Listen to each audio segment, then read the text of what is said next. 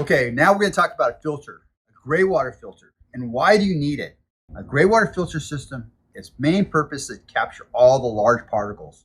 That's your hair and your lint coming from either your laundry machine, the lint, or the hair from your shower. We're not worried about the soaps and the conditioners and all that items. That's going to flow out into the yard, and the soil is going to break it down, and sometimes they have phosphates that really enhances the plants. Let's just focus in on capturing the large items, because if you get hair into your system, into the aquifer pipe system or downstream into your gray water system, it's going to accumulate because it doesn't break down, and eventually it's going to clog up the system. Same thing with the lint.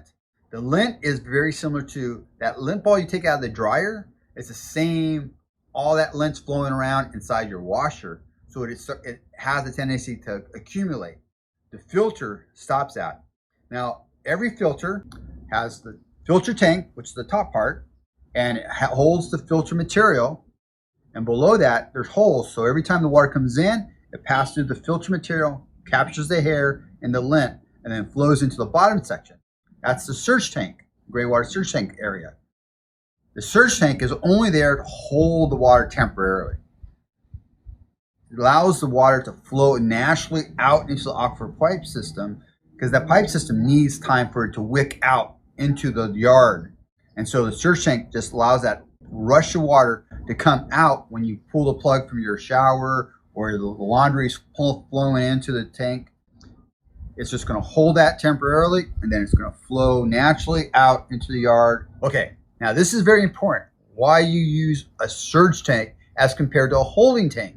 Well, a surge tank, you don't need a permit, or the permit is very low price. So you're going from either zero to maybe a couple $100. A holding tank, though, that's a whole nother ball game. That's going to require this extensive permitting, inspection. You're going to have to probably run, in Los Angeles, it runs $2,000 for that permit. So my choices would be go with the surge tank that we're showing you as compared to a holding tank. That way you don't have to worry about the high cost of the permitting, and maybe even get a low price to zero. Like in Long Beach, the permitting is zero for a passive system. So a surge tank system is what's called a passive system or simple system. Holding tank is a complex system. Click on the description below to find out where to buy the products. We also have links to instructions to how to build a gray water system. Be sure to subscribe to our channel and like this video. We would also love to hear your questions, and also share how you prevent climate change. Put those in the comment section as well.